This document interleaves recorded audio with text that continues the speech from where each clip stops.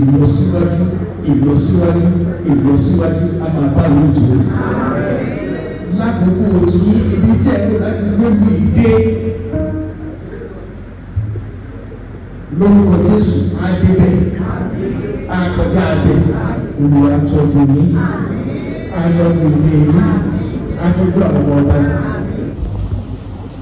Ní orúkọ bàbá wa kábíyèsí ọba Dr. Abdulfatai Akorede Àdámọ́ Olúlá ti ìlú Ìtòrí, I present this certificate of installation to you, Chief Mrs. Florence Mojisola Oni Quadri, as Ìyá Ọba Figbagbosola of Itori, Egbaland. Today, I'm fully signed by Kabiyesi himself. In the name of God the Father, Amen, and of the Son, Amen, and of the Holy Spirit. Bí ẹ ti ń tẹ́wọ́ gbà á, kò ní jẹ́ sí ikú, kò ní jẹ́ sí àìsàn, kò ní jẹ́ sí àdánù, kò ní jẹ́ sí òfò, kò ní jẹ́ sí ìbànújẹ́. Kí ni mo gbá oyè yìí nítorí fún? Ní búburú kò ní tẹ̀lé yín jáde. Àkókò tẹ gbóyè yìí àtẹ̀yìn àtàwa a ó mọ̀ sí rere. Ilé olóògbé lè nígbàgbọ́ kò ní bọ́ lọ́wọ́ yín lórúkọ ti bàbá àti ní ti ọmọ àti ní ti ìgbìmọ̀.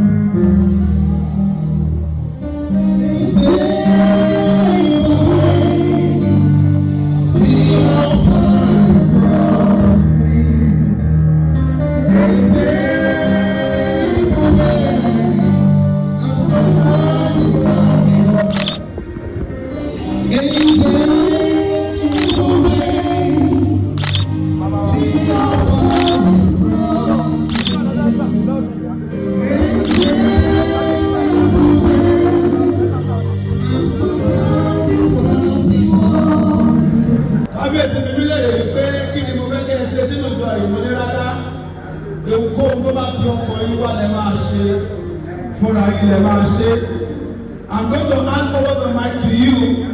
You will be the one to do the next. God bless you, man.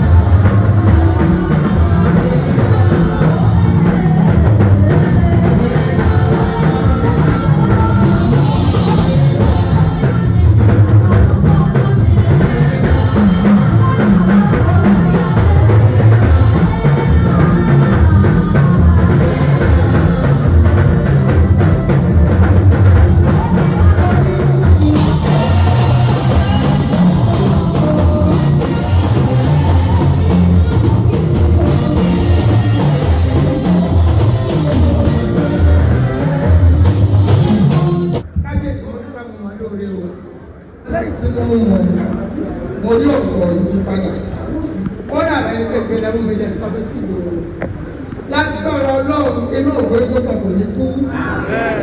Ẹni mọ sáré ìyàwó ẹni mọ sáré ọmọ bàbá. Ìbánilẹ́ kéré ó tóbi kò ní pọ̀ jù.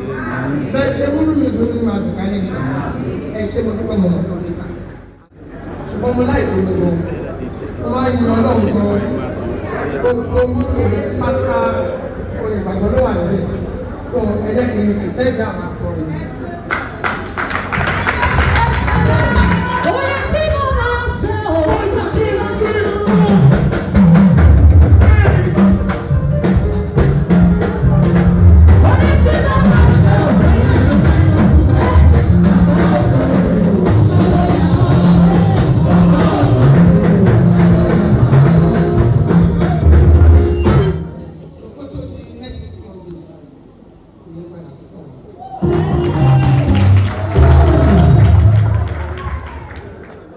I want to thank you for choosing to buy this way for the church. If you want to go on the way, you go to that. Because I don't believe in money. To reach you the work, to keep money, obey me. You keep me no, you want to misbehave. I don't take you. Me, the nature of you. We started this anniversary on the 21st of February. We are in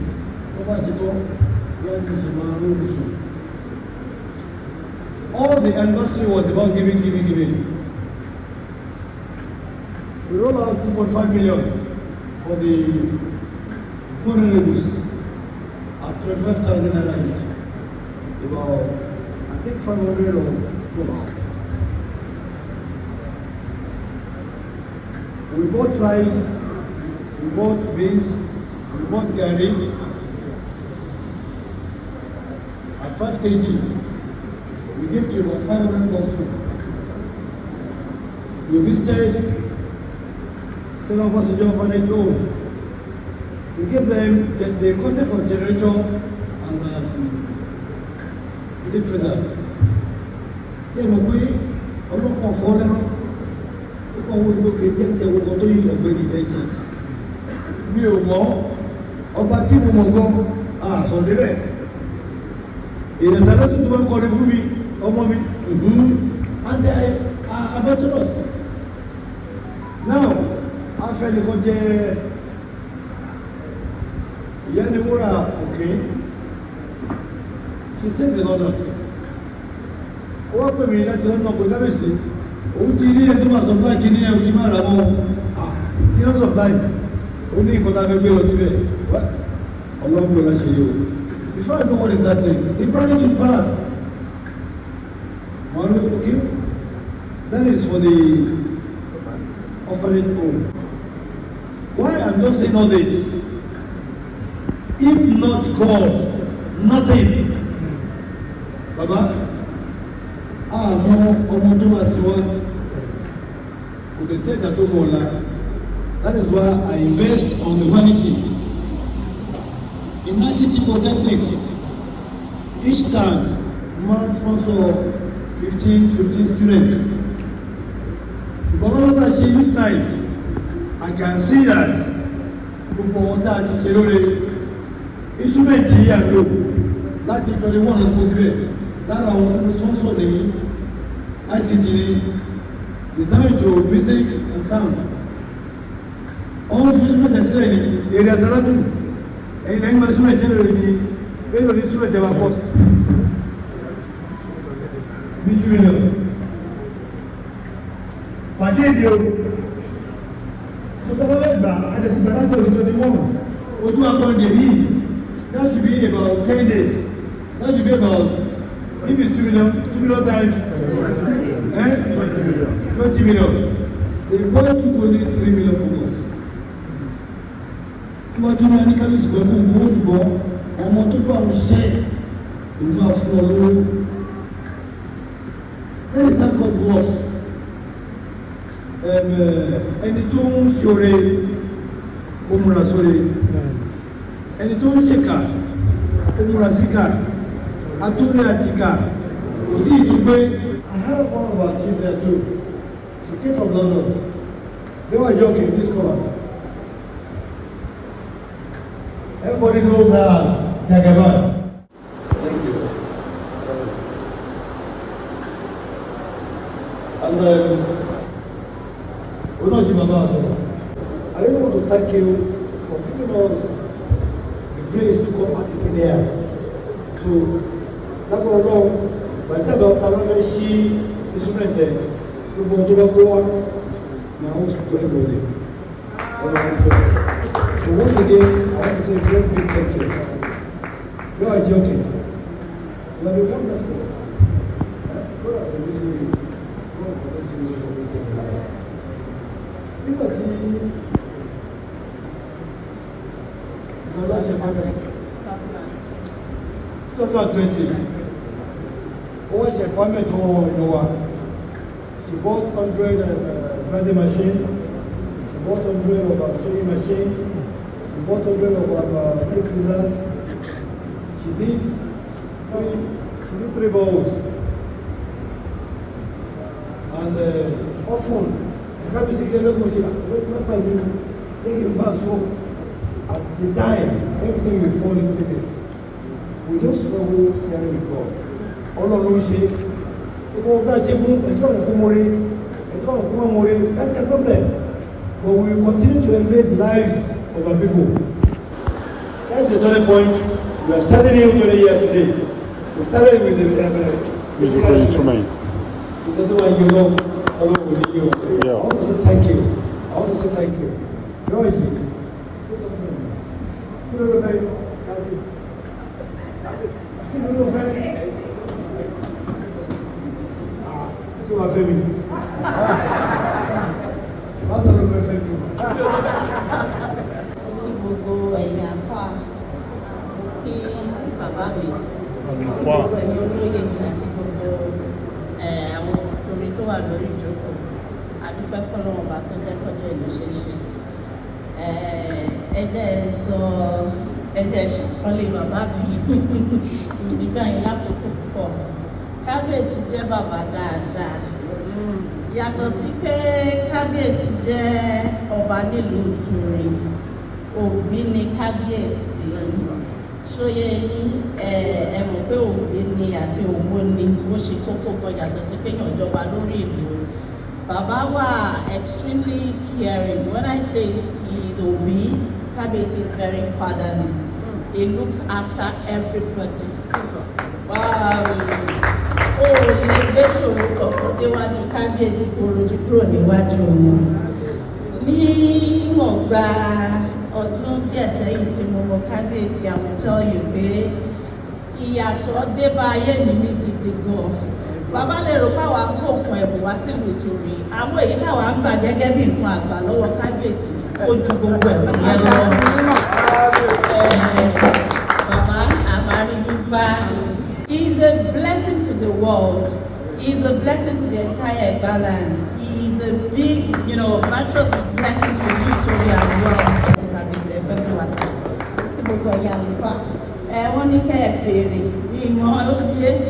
Because I am a public figure, I may not be able to do any pledge publicly, but just talk to Kábíyèsí, will talk to me, and I will definitely do whatever I have to do.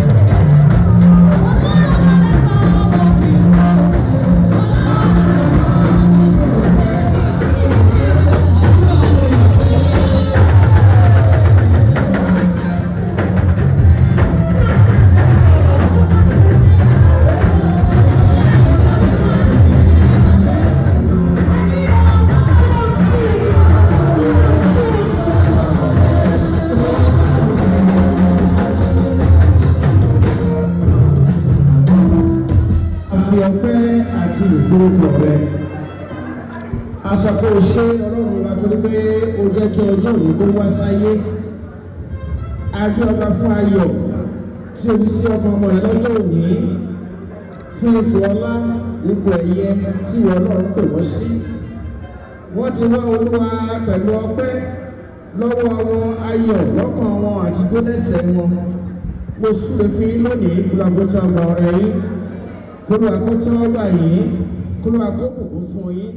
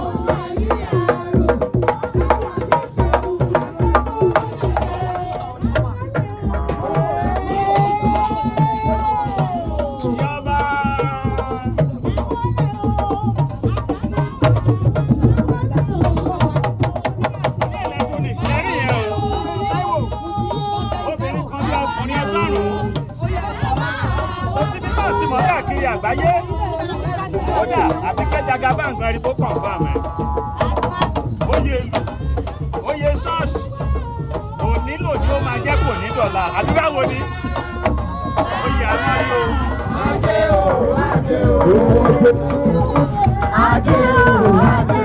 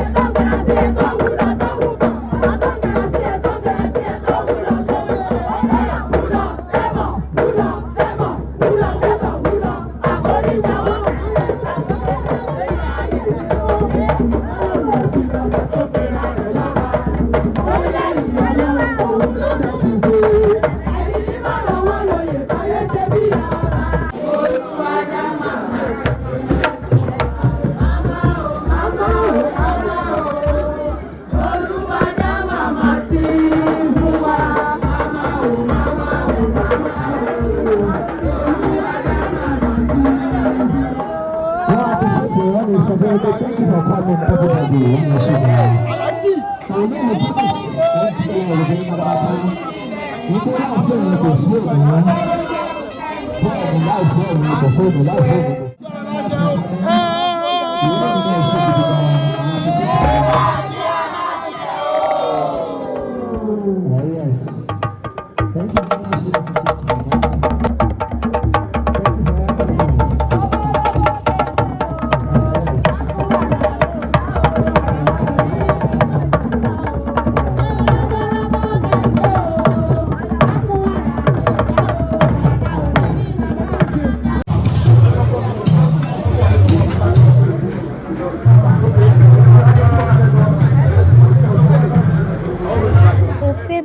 Tún àká nọ́mbà yẹn sọ. Mo ní pamọ́. pé ọkọ mú kí níyẹn náà. Ṣé ẹ rò pé inú ẹ lè dùn sí ni? Inú ẹ ò lè dùn sí. Kò sọmọ tó lè jẹ́ ẹ̀ tó máa rí ìyá ẹ̀ báyìí tínú ẹ̀ máa dùn. But I feel like it be like say man no leave you. Come. May come and look my family. May know my family. May know my mom. And you can't it. No failing from brother, no sufferness of brother in Jesus' name. 50,000. 50,000. Ayé ò ní dà ẹ́ lọ́pọlọ rú. Ìdí nìyẹn tí mo fi ń rọ ìyẹn lẹ́yìn ijó àánú tọ́lọ́run bá fi sí lọ́kàn. Láti ìjọba mi fi ìrànlọ́wọ́ sí ìdílé yìí, kí ni màmá ń tà? Mi ò tá nǹkan kan. Báwo lẹ ṣe wá ń bójú tó wọn àtọmọ wọn? Ọlọ́run náà. Àwọn ọ̀rẹ́ tí mo ní níta tí mo máa ń lọ tọrọ nǹkan tó máa ń fún mi tó dẹ̀ láìkì mi tó máa ń ṣàánú fún mi àwọn ẹni tó ń ṣoore fún mi. Kò lè sí ọmọ tó lè rírú ẹ̀ tó lè dùn mọ́ nù. Ìyá òun ń ṣe bákanbákan tó dẹ̀ rí àwọn ẹlòmíì. Olú, má sunkún mọ́. Ìrànlọ́wọ́ yòówù tẹ́ bá lè bá mi ṣe fún ìdílé yẹn jọ̀ọ́ ẹ bá mi ṣe. Ó yá gbé àkáǹtì yẹn padà báyìí. 8108964245 James Abosede Ọmọ́táyọ̀ Opeba. Nọ́mbà grandma rè bóyá ẹ fẹ́ pè wọ́n bóyá ẹ ti ṣòwò kan sí wọn ẹ fẹ́ jẹ́ kán mọ̀ 08108964245. Àwọn tó ń dá sétò yìí, Ọlọ́run á máa bá mi tó ń ṣèrànlọ́wọ́, Ọlọ́run á máa bá mi gbọ́wọ́ wọn sókè. Eye can see, mouth can talk, ear can hear, nose can mean, hand can walk, leg can stroke, all the body can dey well in Jesus' name. Shame to the enemies, kill the devil in Jesus' name. Thank you. Holy Ghost fire for them.